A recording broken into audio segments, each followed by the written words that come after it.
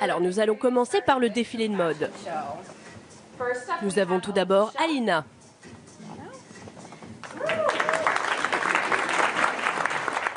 Alina est une adorable jeune fille qui est à la recherche d'une famille qui la gardera pour toujours. Elle se décrit comme quelqu'un d'honnête et qui aime rendre service. Elle aime également le dessin, l'art et la décoration.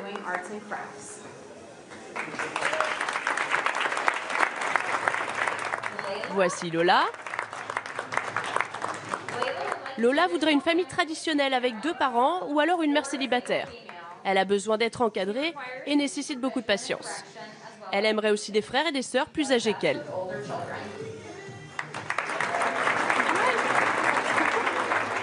L'événement est déroutant, bouleversant.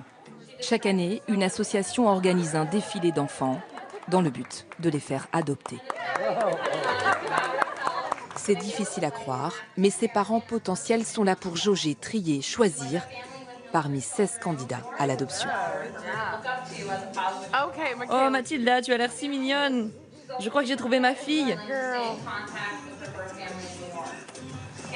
Ceux qui défilent en sont parfois à leur 3e ou 4e famille, prêts à tout pour avoir le droit à une autre chance. Donc en fait, ces enfants ont quelques minutes pour convaincre et peut-être taper dans l'œil d'une famille ? Oui, c'est ça. Les familles vont récupérer un prospectus sur l'enfant qui leur plaît et ensuite elles ont à peu près 2 heures pour parler aux éducateurs, à l'enfant lui-même, interagir avec lui et voir si ça colle. Cette méthode bouscule nos consciences. Comment cautionner un tel système ? Cindy a 40 ans, célibataire. Elle cherche un petit garçon dans le catalogue de l'association.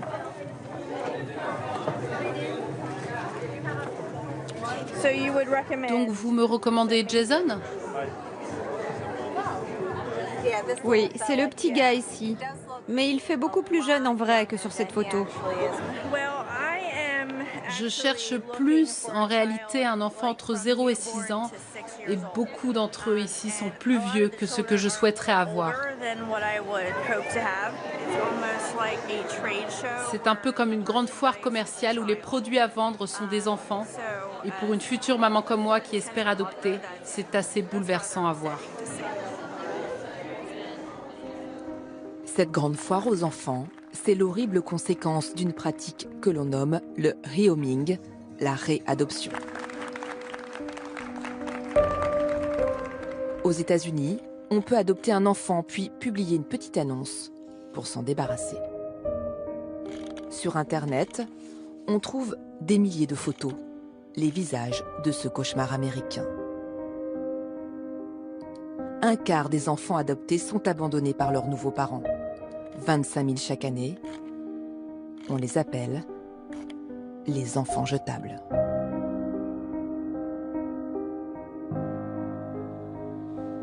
Ils se nomment Frank, Nita, Poppy.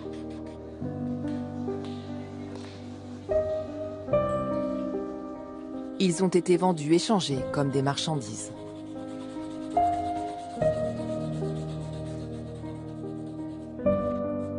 Voici leur histoire.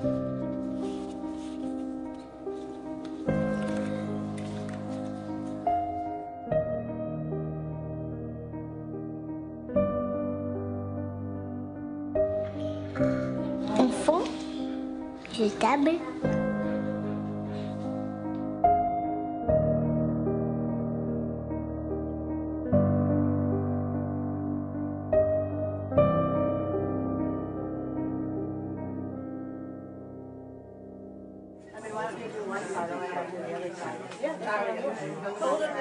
Tous ces enfants sont en attente d'un rehoming, en attente d'une réadoption. Quelques heures avant le défilé, ils rêvent d'une nouvelle famille, d'un nouveau départ. Et pour ça, ils veulent mettre toutes les chances de leur côté.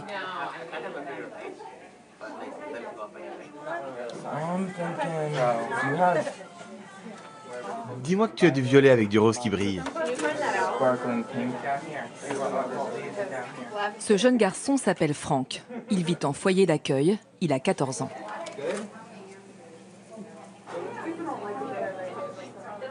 Tiens, voilà. Merci. Frank sait qu'aujourd'hui, quelqu'un a fait le déplacement pour lui. Cela fait 2 ans qu'il cherche de nouveaux parents.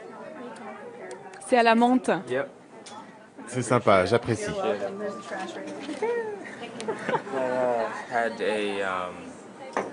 J'ai un père potentiel qui vient aujourd'hui.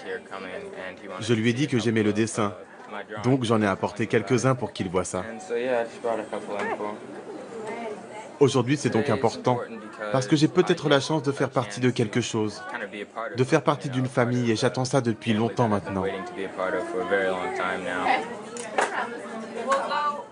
Est-ce qu'il peut aller se changer? Je vais lui montrer où se trouve la salle de bain. Abandonné par ses parents biologiques, Frank est adopté à l'âge de 8 ans. Il restera 4 ans avec cette nouvelle famille avant qu'elle décide, elle aussi, de s'en séparer. En attendant de trouver d'autres parents, Frank a été placé en foyer par les services sociaux. Il y a dans cette famille des cas de violence domestique. Tout un tas de problèmes qui ne peuvent pas se régler tout seul, donc malheureusement, je me retrouve en foyer. C'est toi qui as voulu partir? Oh non! J'aurais aimé trouver une solution avec eux, rester en contact. Rester là-bas, mais c'était juste... Ils n'ont pas voulu? Et qu'est-ce que tu as ressenti à ce moment-là? Oh, j'étais détruit. J'ai été adopté avec ma sœur biologique, et quand ils m'ont donné au foyer en attendant de me trouver une nouvelle famille, j'ai été séparé de ma sœur. C'était la dernière personne de mon sang avec qui j'étais en contact. Le fait qu'il m'abandonne, que je sois éjecté comme ça, j'ai touché le fond pendant longtemps.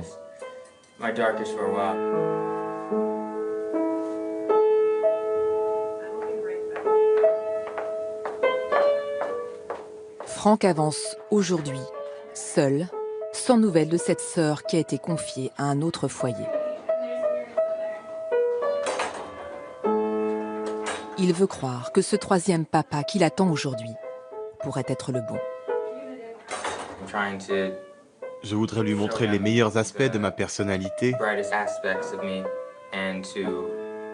mais aussi les côtés les plus sombres, afin que nous puissions avancer ensemble. Lui montrer que je suis un jeune artiste, sensible et respectueux, et que je n'ai qu'une hâte, faire partie de sa famille.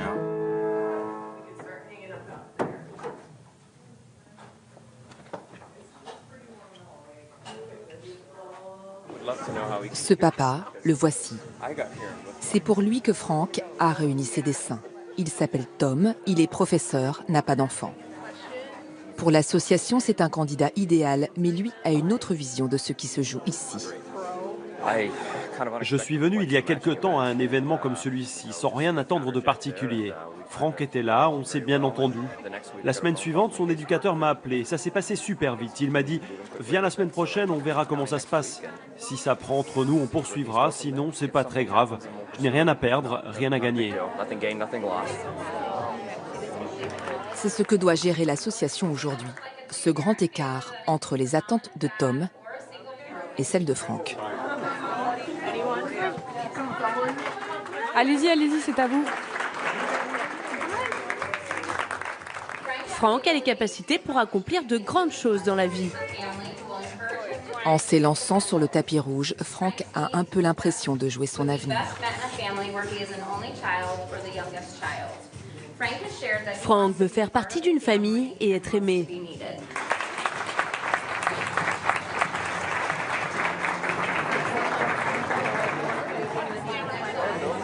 À la fin du défilé, il a 2 heures pour convaincre Tom de l'adopter.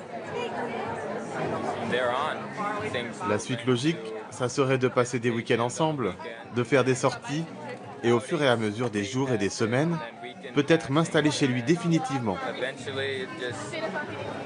Et commencer vraiment quelque chose à partir de là. Tu croises les doigts? Oui, les doigts de la main, ceux du pied et même les bras. Pour aller au bout de cette réadoption, Tom doit débourser 5 000 € de frais de procédure. C'est 2 fois moins cher qu'une adoption classique. Le futur papa a même droit à une période d'essai. Tom va prendre le jeune garçon quelques mois chez lui, le présenter à toute sa famille, avant d'être sûr de le réadopter. Là, ce sont mes parents, des gens simples, très cool. Ça, c'est mon frère, on se ressemble beaucoup. Et voilà la maison, elle est vraiment originale, il y a même un piano dans la grange. C'est dingue, non? 15 jours après ce tournage, Frank est bien parti s'installer dans cette nouvelle famille. À bientôt. Bonne route. Oui, à toi aussi.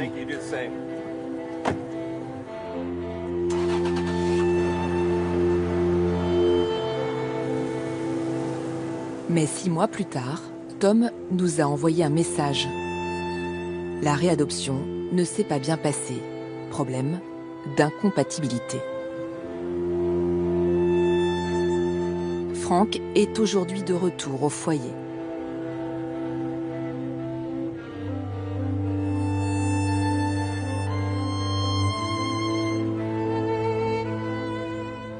Son histoire, c'est celle de dizaines de milliers d'enfants américains.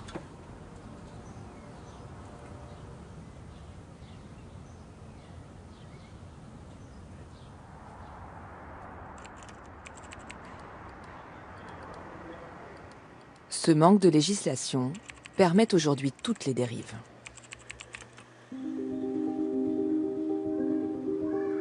Disponible. Ce garçon est de retour sur nos listings. Il a terriblement besoin d'un nouveau foyer. Faites circuler l'info.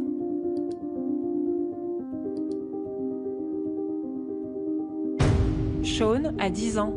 Il a été adopté en Afrique à l'âge de 4 ans. Sa famille adoptive cherche de nouveaux parents pour lui. Vous pouvez réadopter ce garçon à moindre coût et très rapidement. Ces petites annonces pullulent sur Internet. Elles sont publiées par des agences. Aux États-Unis, on appelle cela le marché de l'enfant d'occasion. En moyenne, 3 d'entre eux sont proposés chaque jour. C'est choquant, mais autorisé. Pourtant, personne n'assume cette méthode. Aucune de ces agences n'a souhaité nous recevoir. Pour comprendre comment elles travaillent, nous avons donc répondu à une annonce. Bonjour, je suis allée sur votre site et j'ai remarqué l'annonce concernant Justine, 11 ans. Pourriez-vous m'en dire plus à son sujet? De quoi auriez-vous besoin si je souhaitais l'adopter? L'agence n'est pas très regardante. Elle ne vérifiera ni notre identité ni nos motivations, mais nous recevons des photos et un prix. 3 700 $ au total. C'est la commission de l'agence pour prendre en charge la procédure de réadoption. Yes, hello? Hi, Lisa. This is Elizabeth. Hi, how are you? How are you? En principe, ce système ne permet pas de joindre directement les familles qui proposent leur enfant.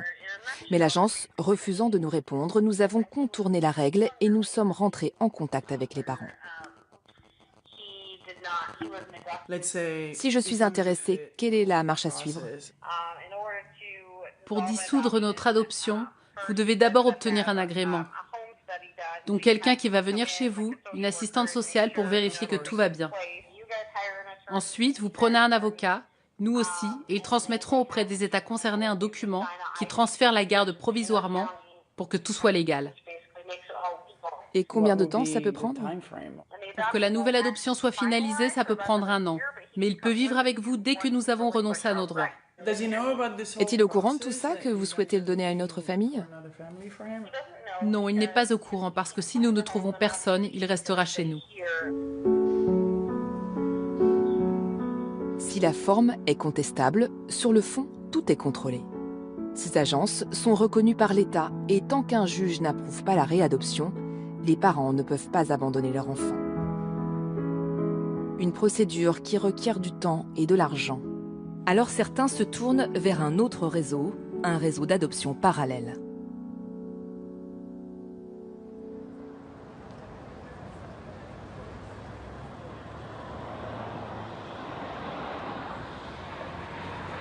I'm living on the street, God has made. On my home, no bills to pay. Dropping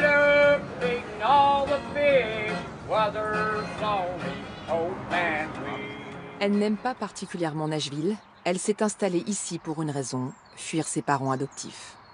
Depuis 1 an, elle vit dans cette colocation. Nita a 19 ans. Cette chambre, c'est aujourd'hui son refuge. Elle y écrit, dessine. Dans ce cahier, elle inscrit sa définition de la réadoption. Pour moi, c'est prendre un enfant dans votre famille et dès que les choses se passent mal, vous le vendez à des étrangers.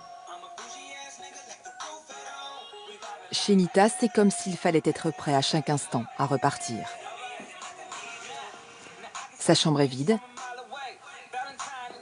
Ce qu'elle transporte avec elle, ce sont des blessures et pas mal de rêves d'enfants brisés. Combien de fois ta première famille adoptive t'a donné à quelqu'un d'autre? Je dirais, laisse-moi réfléchir, 5 fois. Et chacune de ces expériences a été terrible. J'avais peur, je n'avais pas la moindre idée d'où j'allais atterrir. C'était traumatisant et horrible à vivre, car je ne savais pas avec qui j'allais habiter, ni dans quelle ville. J'étais envoyée comme ça à n'importe qui, comme on envoie un colis par la poste.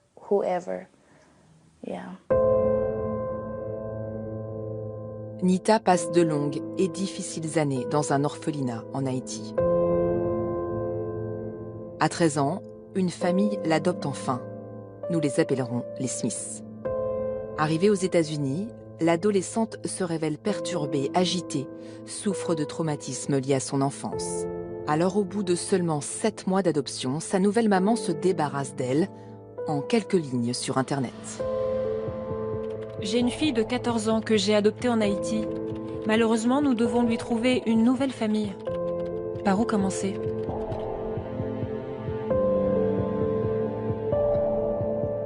Sur ce site, pas d'agence, pas de règles. La garde de Nita se confie grâce à une note manuscrite, un simple papier par lequel les Smith transfèrent provisoirement la garde à ceux qui la voudraient. C'est gratuit et surtout, c'est immédiat. Un jour, un homme que je n'avais jamais vu a débarqué dans mon école.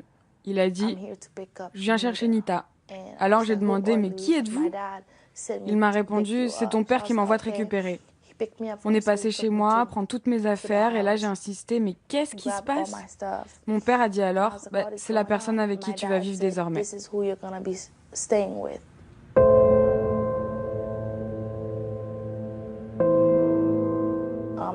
Je suis restée là-bas peut-être 1 mois. Un jour, cette famille a décidé de procéder à un vote entre ceux qui voulaient que je reste et ceux qui souhaitaient que je parte. Résultat, ils m'ont mis dans une voiture et m'ont ramené. Ce retour chez les Smith, c'est le premier d'une longue série car ce système a une faille.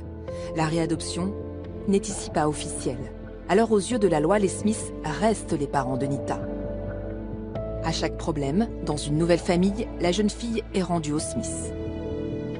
4 fois, elle est ainsi confiée à d'autres.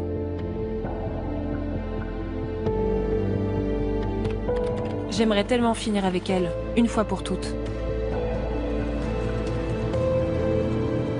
Et puis, il y a cette 5e tentative. Nita est envoyée chez de nouveaux inconnus, Jean-Paul et Émilie Cruz. Ce couple a déjà 8 enfants, dont 4 filles adoptées sur Internet. Mais cette famille recèle un terrible secret. Jean-Paul agresse sexuellement ses 4 petites filles. Nita, elle, est épargnée, mais découvre l'horrible réalité. Il s'est passé 1 an et demi sans que je ne dise rien. Et puis un jour, je suis allée voir Émilie et je lui ai dit ce que les autres filles m'avaient confié. Elle m'a dit, si jamais tu parles de ça à qui que ce soit, je te renvoie immédiatement. Donc je n'ai pas dit un mot. Lui, il a continué et continué. Les filles venaient me voir en me disant, il vient de recommencer.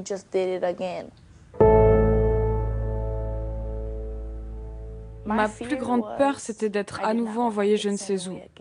J'avais été dans tellement d'endroits que je n'aimais pas ou qui n'étaient pas faits pour moi, qu'étrangement, je ne voulais pas partir. J'avais 17 ans, j'étais paumée, perturbée, j'avais besoin d'aide, je ne supportais plus cette situation.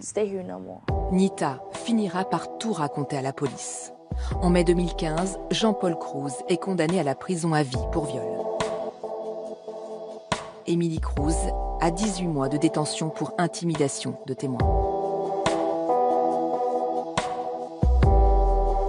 Nita, majeure cette fois, ne retournera pas chez les Smith. Pourtant, dans son cœur d'enfant, il reste ses parents. J'étais en colère, mais je ne le suis plus aujourd'hui. J'ai suffisamment parlé avec eux, avec ma maman surtout. Je comprends qu'elle ait voulu me donner à quelqu'un d'autre, mais elle n'a pas réalisé qu'en mettant ce genre d'annonce, c'est comme si j'étais un objet et qu'elle vendait à des inconnus.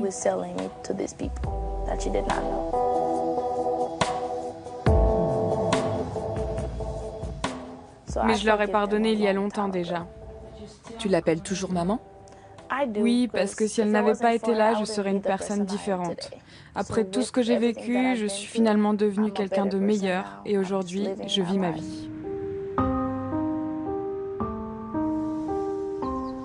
Nous avons voulu rencontrer les Smiths, comprendre comment des parents se séparent d'un enfant, comme on se sépare d'un objet. La mère a refusé de nous répondre, le père a accepté, après de longues discussions. Tony aimerait expliquer l'inexplicable. Il vit aujourd'hui loin du domicile familial.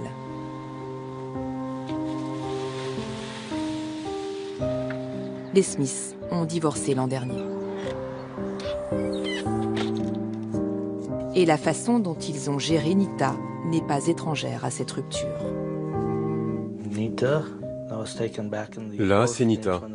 La photo a été prise à l'orphelinat juste avant qu'on les adopte. Quand on les a rencontrés la première fois, ils avaient l'air de bien s'intégrer à notre famille. Quand ils adoptent Nita, les Smiths ont déjà 4 filles biologiques. Motivés par l'envie d'aider les plus démunis, ils adoptent 5 enfants en Haïti. Des adolescents au parcours très différent, trop différents. Au bout de 7 mois, la famille implose, mais les Smiths décident de se débarrasser d'un seul enfant, Nita. Vous aviez des problèmes avec tous vos enfants? Oui. Avec vos enfants biologiques aussi? Oui. Et vous ne les avez pas pour autant envoyés ailleurs? Non. Alors pourquoi le faire avec Nita? Avec Nita, c'était différent.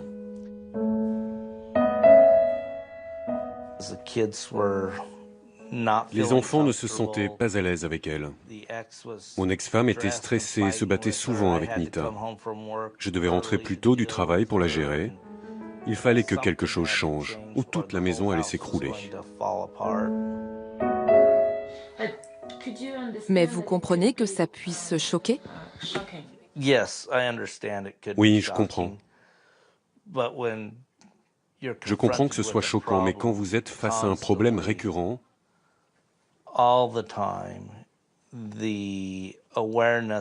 vous ne voyez plus ce qui se passe autour de vous.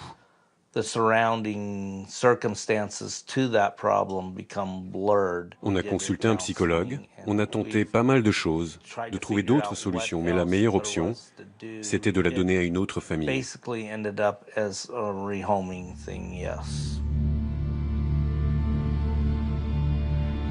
La solution la plus rapide, la plus efficace, c'est donc la réadoption. La décision est prise. Tony et sa femme ne passent pas par une agence et confient Nita au premier venu, de parfaits inconnus.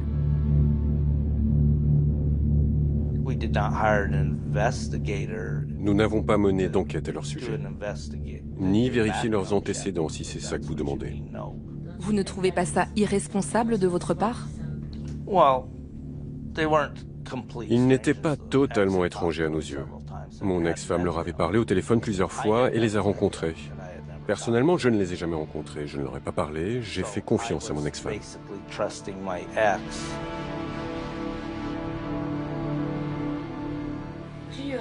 Vous avez des regrets? Oui, j'en ai.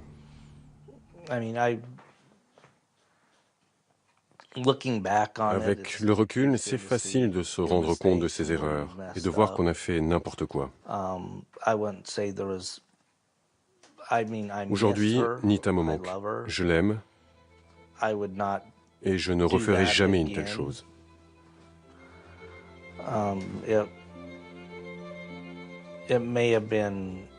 On a donc essayé de faire au mieux, mais ça ne veut pas dire que c'était juste. Donc oui, j'ai quelques regrets.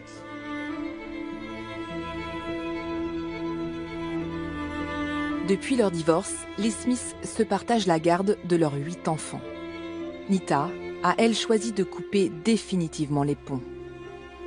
Tony vit donc aujourd'hui avec ses remords et le sentiment aussi d'avoir été seule.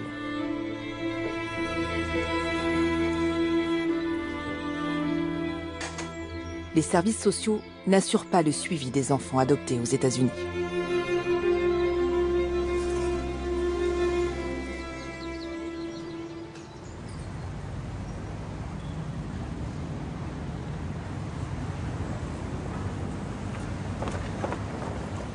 Un centre d'aide aux parents adoptifs, il n'en existe qu'un aux États-Unis.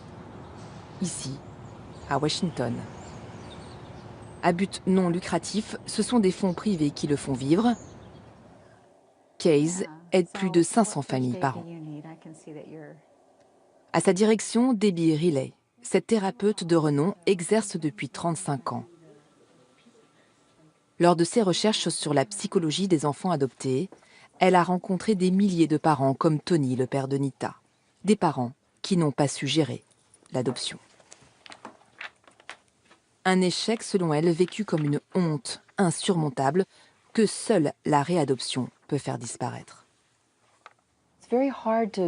C'est très dur d'aller au travail alors que votre enfant a cassé la table, vous a frappé, crié dessus en vous disant combien il vous déteste. Tout cela à cause de ce qu'il a vécu dans son passé.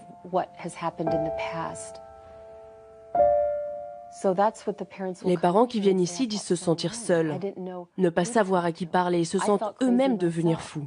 On a vu des familles tout à fait saines devenir dingues.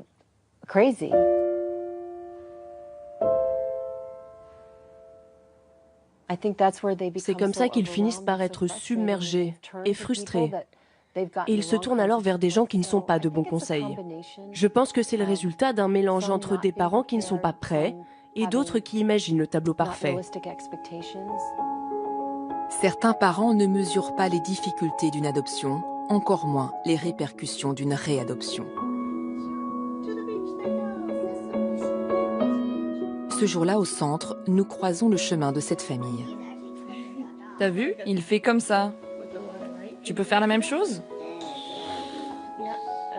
Les Orson souhaitent devenir les parents de ces 2 petites filles de 5 ans. Elles viennent ici en thérapie. Elles ont été adoptées une première fois par une famille du Texas. Mais au bout de 2 ans, les liens ne se sont pas créés entre la mère et ses 2 fillettes. Elle a donc choisi de les donner aux Orson. Eux veulent éviter aux jumelles un nouveau traumatisme. Ok, allez, viens.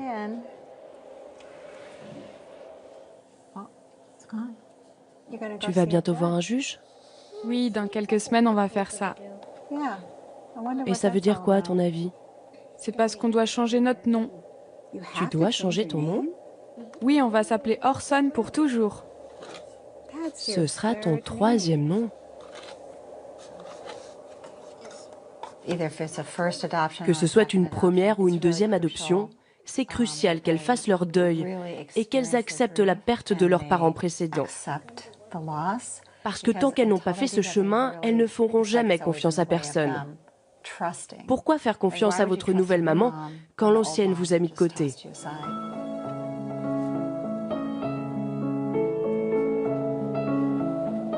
Un travail nécessaire, inévitable. Les Orson vivent depuis 9 mois avec les jumelles. 9 mois de tests où ils sont passés par bien des crises avant de parvenir à les comprendre. Elles sont heureuses avec vous et il y a de l'amour dans votre famille, mais en même temps, elles sont tristes parce que leurs 2 mamans précédentes leur manquent. C'est pas parce que nous les aimons que cela suffit à ce qu'elles nous aiment. Parfois, elles aimeraient juste retourner d'où elles viennent. En tant que maman, on imagine que tout va bien se passer parce que vous leur dites « Je vais vous adopter, vous allez être mes enfants ». On devient juste une famille.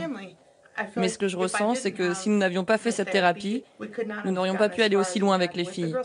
Ça fait 9 mois qu'elles sont là. Et si on n'avait pas fait ça, c'était le naufrage assuré.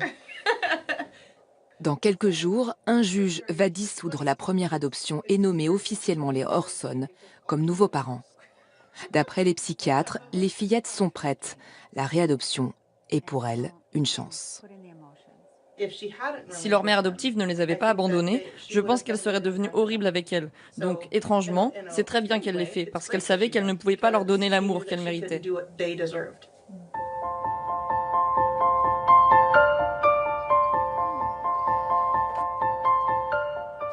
Au revoir, mademoiselle. La prochaine fois, tu joueras avec des poupées, ok? Sortir quelques rares enfants d'une situation délicate, la réadoption a parfois cet avantage. Pour atteindre le bonheur, pourtant, le chemin est souvent long et tortueux.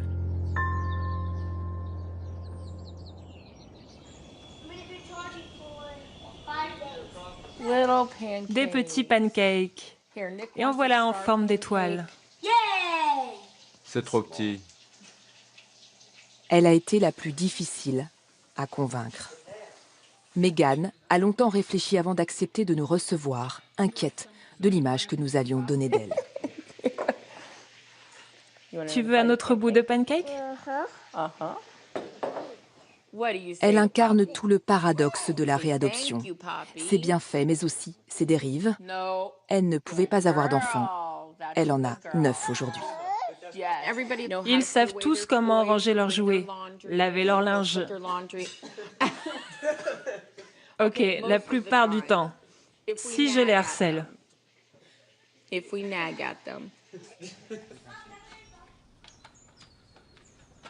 Ty a été le premier, c'était il y a 11 ans.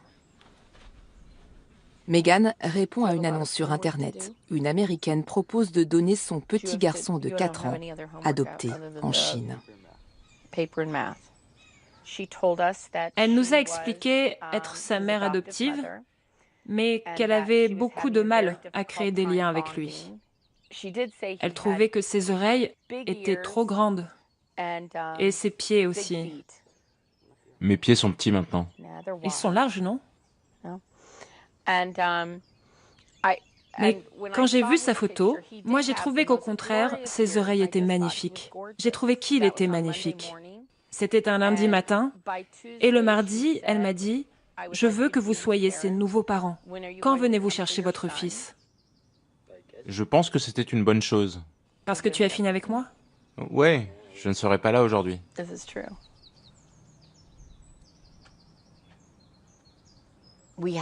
On a pris ce merveilleux petit garçon chez nous, et 3 mois plus tard, on l'a adopté officiellement. Tout était parfait.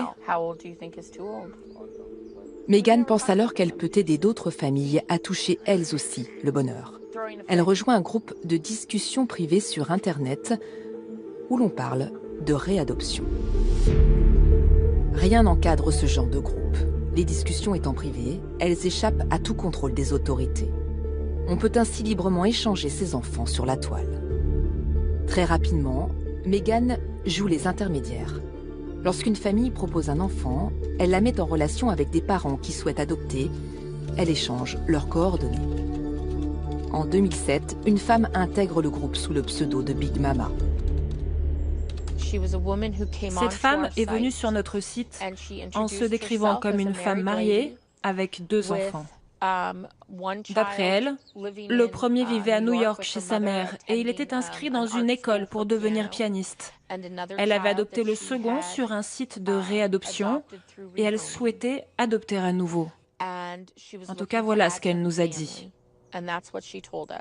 Et vous l'avez cru? Bien sûr. Elle nous a envoyé de très belles photos et nous a raconté une belle histoire. C'est comme ça qu'elle s'est décrite et c'est comme ça qu'on l'a présentée aux autres familles.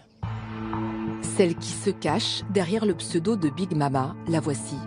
Nicole Eason, déjà connue des services sociaux. Ses enfants biologiques lui ont été retirés pour mauvais traitement. Son mari, Calvin, est soupçonné de pédophilie, mais personne ne vérifie leurs antécédents.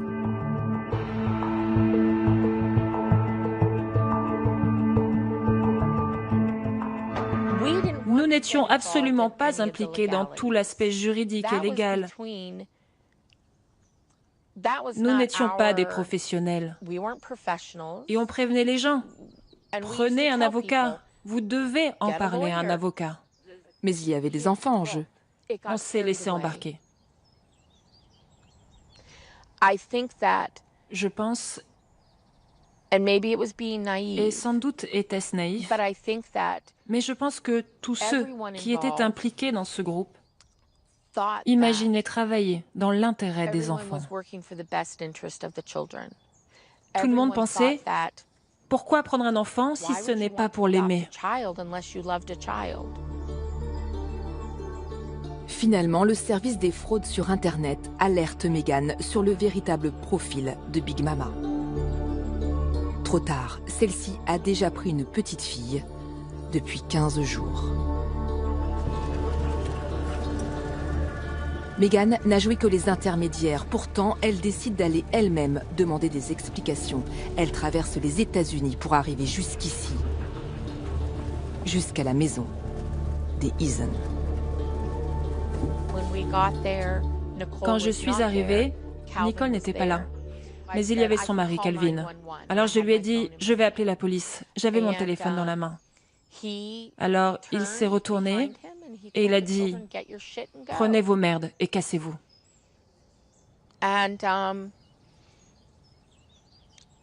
C'était une maison horrible. Il n'y avait pas de porte. Ils dormaient tous dans la même pièce. Et il y avait des excréments de chiens à l'entrée, de l'urine, des trucs morts avec des cafards qui grouillaient de partout.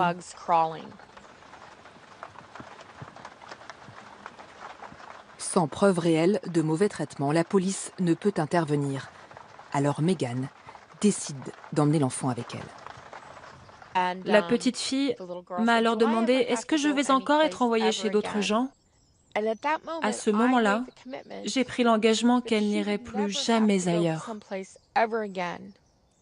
Plus jamais. Aujourd'hui, cette petite fille est une belle ado de 16 ans, Poppy. Voici ce qu'elle griffonne quand on lui demande ce que signifie pour elle la réadoption. Pour moi, c'est être envoyé dans une autre maison parce que votre famille ou vos parents sont totalement stupides. Megan a tenu sa promesse. Juste après les faits, elle a adopté Poppy, devenant ainsi à la fois celle qui l'a envoyée en enfer et celle qui l'en a sauvée. Est-ce que Megan, ta maman, t'a expliqué ce qui s'était passé avec le site internet et ce qu'elle a fait? Oui, elle m'a parlé de ce groupe où les gens se rencontraient pour adopter et prendre des enfants. Elle m'a tout dit. Et que penses-tu de ça? Je pense qu'elle a voulu bien faire parce que ma mère ignorait que les Eason étaient de mauvaises personnes. Ça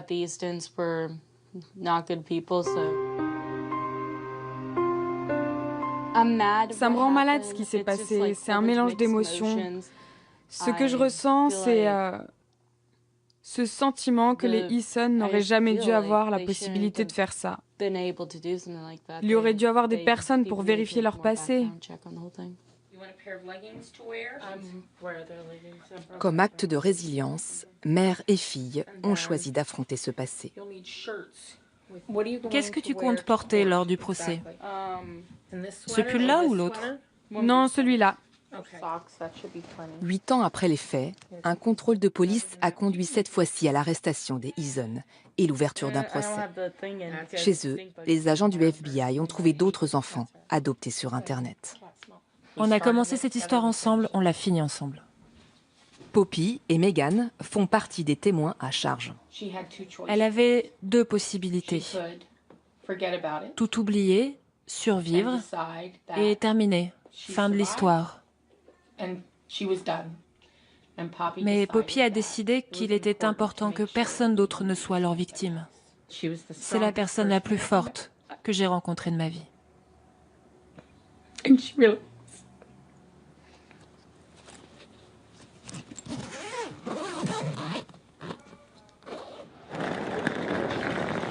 semaine de procès les attend dans l'Illinois, une semaine pour faire la lumière sur les ratés de tout un système.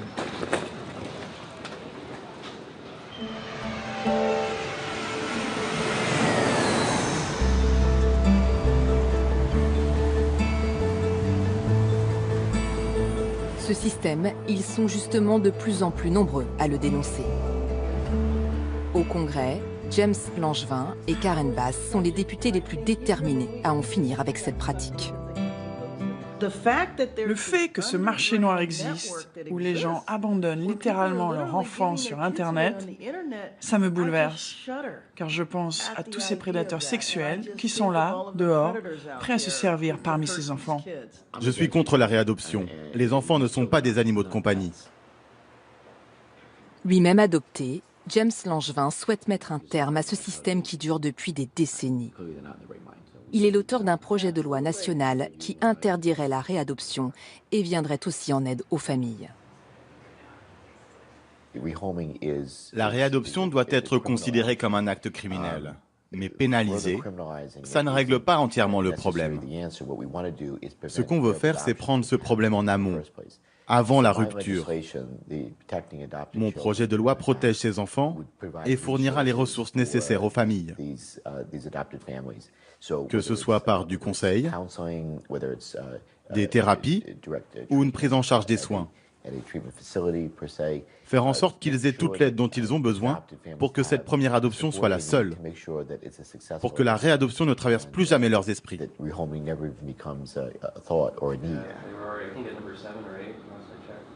Pour mettre en œuvre ce projet, il faudrait que le Congrès valide le déblocage d'un budget de 50 millions d'euros. Pour le moment, personne au gouvernement ne considère cela comme une priorité.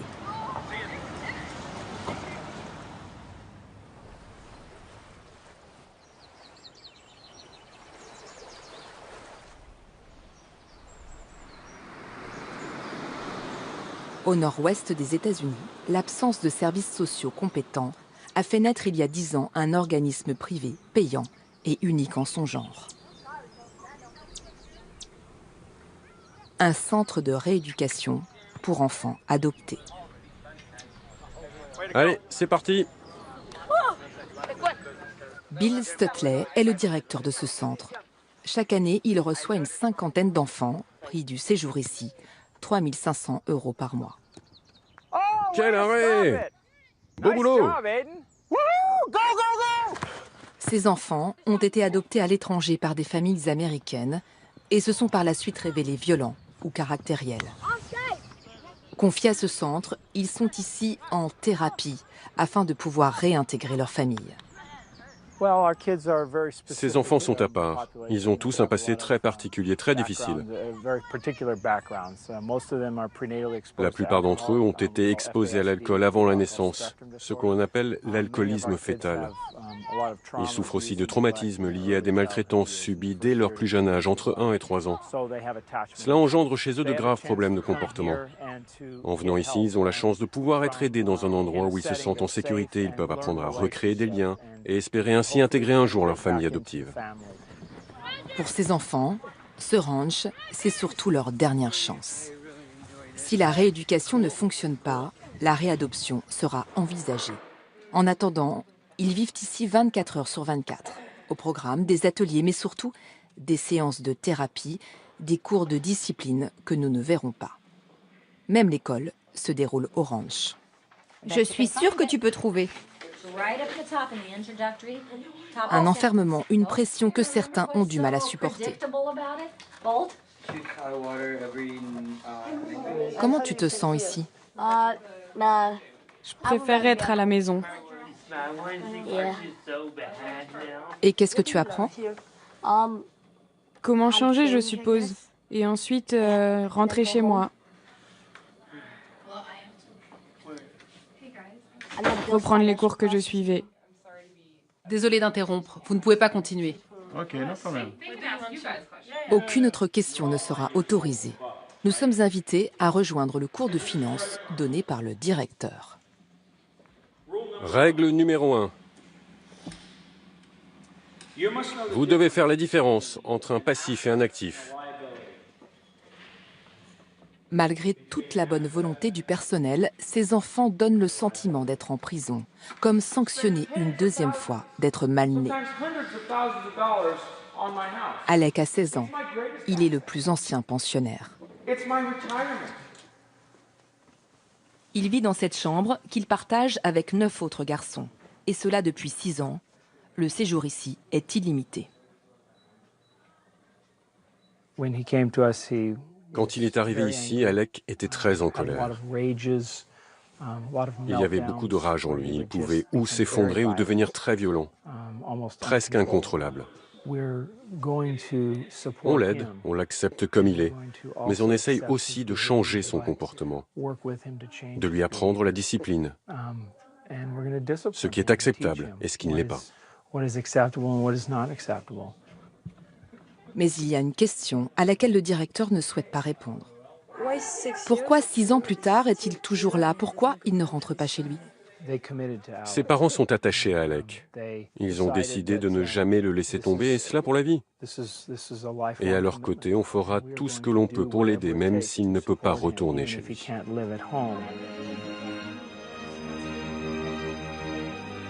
Alec restera au ranch jusqu'à l'âge adulte. Ses parents viennent le voir de temps en temps. Ni donné, ni repris, ces enfants vivent dans une sorte d'entre-deux. Selon le directeur, 70% d'entre eux rentrent un jour dans leur famille. On évite ici la réadoption. Ce petit garçon, pourtant, n'a pas eu cette chance. Quelques jours après notre tournage, nous avons trouvé cette annonce sur Internet. Il est proposé à la réadoption.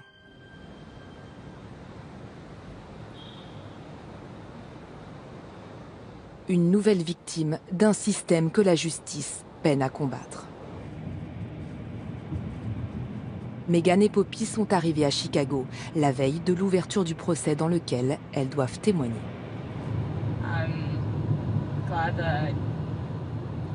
J'espère que les Easton auront ce qu'ils méritent.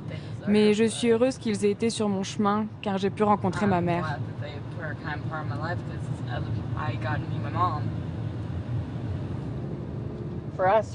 Pour nous, la réadoption a été quelque chose de magnifique. Ça a peut-être mal tourné pour Poppy à un moment donné, mais c'est ce qui a donné naissance à notre famille.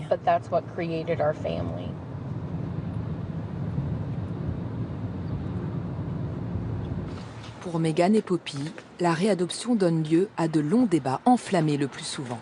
Elles sont convaincues que cette pratique peut être une belle chose, alors même que ce procès prouve le contraire. Il semblerait qu'elle aussi témoigne demain. Elle nous enverra un email. Pourtant, la justice ne se prépare pas à trancher sur la réadoption. Si les Easton se retrouvent face au juge, c'est parce qu'ils sont mis en examen pour agression sexuelle sur mineurs, dont Poppy. Aller parler de ça devant plein de gens, ça me rend nerveuse. Le peu de personnes que je connais ou que j'ai pu rencontrer ne sont pas au courant.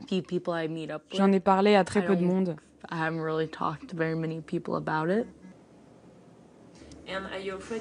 As-tu peur de revoir Nicole Easton? Pas vraiment, car je sais qu'elle ne peut plus rien me faire. Le procès va se tenir à huis clos. Nous n'avons pas été autorisés à y assister.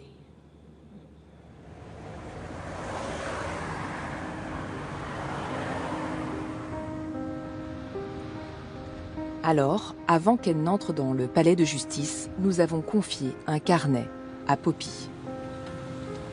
C'est elle qui nous raconte l'intensité de ces quelques jours de procès avec ses dessins.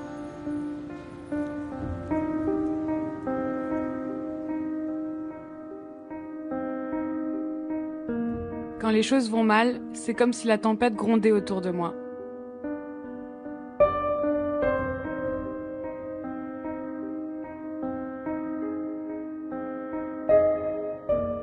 mais je reste forte.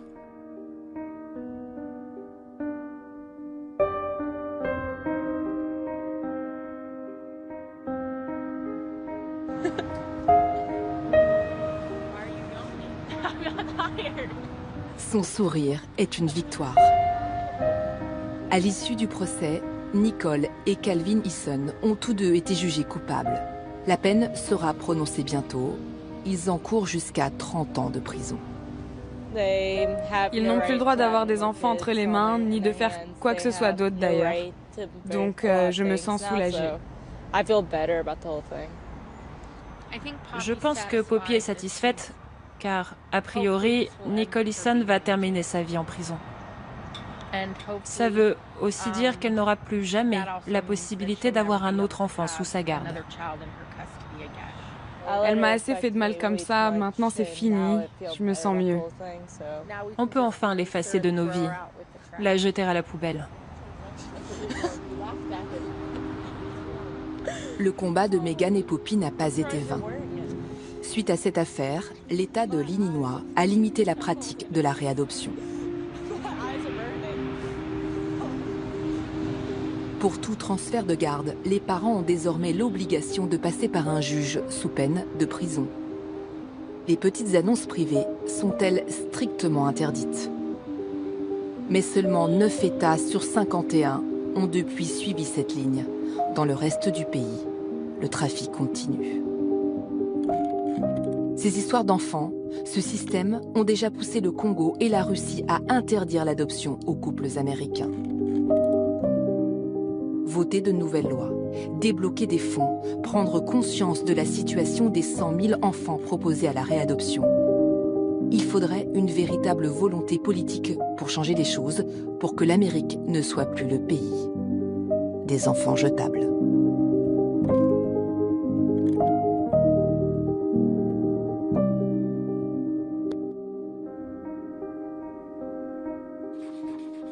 La réadoption, un véritable marché d'occasion qui crée des situations de grande souffrance. Comment l'adoption aux États-Unis est-elle contrôlée? Qui sont ceux qui échangent leurs enfants sur Internet? Ces échanges ont-ils des répercussions sur l'adoption aux États-Unis? On en parle tout de suite avec nos invités, Fanny Cohen-Erlem, qui est pédopsychiatre spécialiste de l'adoption à l'international, et François Durper, historien spécialiste des États-Unis. Et puis en duplex, en direct de Miami, Sophie Priccioni, la réalisatrice de ce documentaire.